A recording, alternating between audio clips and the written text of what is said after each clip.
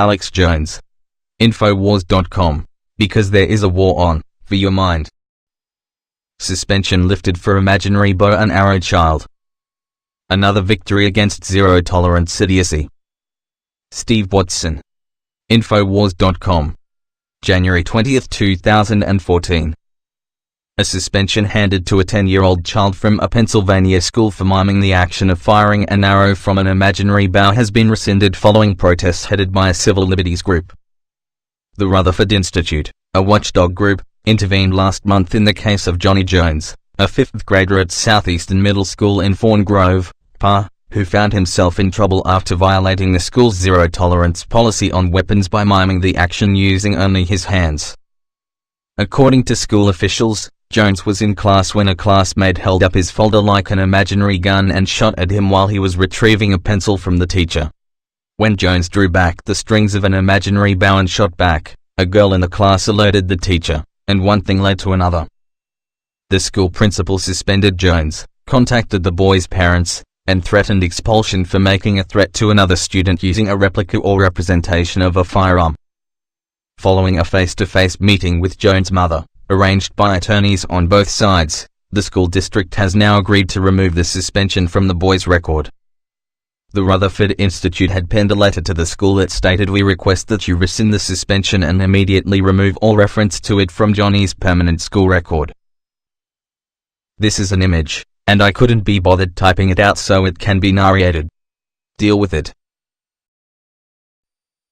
There is no reason that Johnny should be stigmatized and branded a miscreant due to the school's unreasonable application of its zero-tolerance policy against him, noted the letter, signed by Rutherford Senior Staff Attorney Douglas R.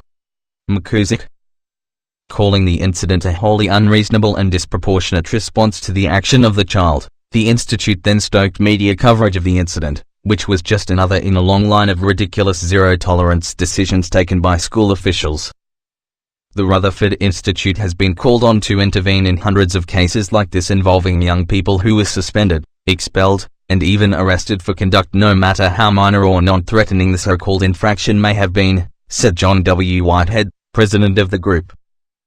"We are gratified that the district recognized that allowing the suspension to remain on this student's record was a senseless targeting of imaginary horseplay," Whitehead added. The amount of zero-tolerance idiocy being actioned by schools across the nation has led some lawmakers to institute legislative action. Representative Sally Kern of Oklahoma recently introduced the Common Sense Zero Tolerance Act in her state to prevent such incidents.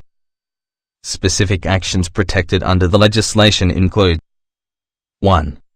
Brandishing a pastry or other food which is partially consumed in such a way that the remnant resembles a weapon. 2. Possession of a toy weapon which is 5 inches or less. 3. Possession of a toy weapon made of plastic or wood snap-together building blocks. 4. Using a finger or hand to simulate a weapon. 5. Vocalizing imaginary firearms or munitions. 6. Wearing articles of clothing or accessories that support or advance Second Amendment rights or organizations. The bill also protects students who use objects such as a pencil to simulate a gun, as well as protecting those who draw pictures of firearms, military vehicles, aircraft or any object that can be deemed to protect constitutional freedoms. Mary Lansden. J. B. Jennings also recently introduced a bill to stop such idiotic overreactions being played out over and over again in schools. Steve Watson is the London-based writer and editor for Alex Jones Infowars.com and PrisonPlanet.com. He has a master's degree in international relations from the School of Politics at the University of Nottingham, and a Bachelor of Arts degree in literature and creative writing from Nottingham Trent University. Let's have a look at some comments made. AC writes, "Call these stupid policies what they are, zero-competence policies. The principal needs to be fired. The district superintendent needs to be fired. The school board needs to be voted out, and replaced with competent people. Sadly, these things probably won't happen, because most people are useless sheep." Mike replies to AC, "Little girls need to stop being brainwashed to tattle or be afraid of guns. That's the key, the girls are being turned into little spies." Anon replies to Mike, I'm sure that once science manages to isolate the vagina, woman will become obsolete. Mikey 2112. So cops in New York can beat up a man for jaywalking. Cops beat a guy to death in California and all get away with it, but a kid with an imaginary bow and arrow gets suspended. I wonder how long before the people take our country back. Hello Kitty replies to Mikey 2112. That would be never. The average citizen is terrified of everyone and everything. Oh, sure, they talk big on here about their amendments and rights, and what they will do. They'll sit on their hands and cower in fear, because you know what, death scares them.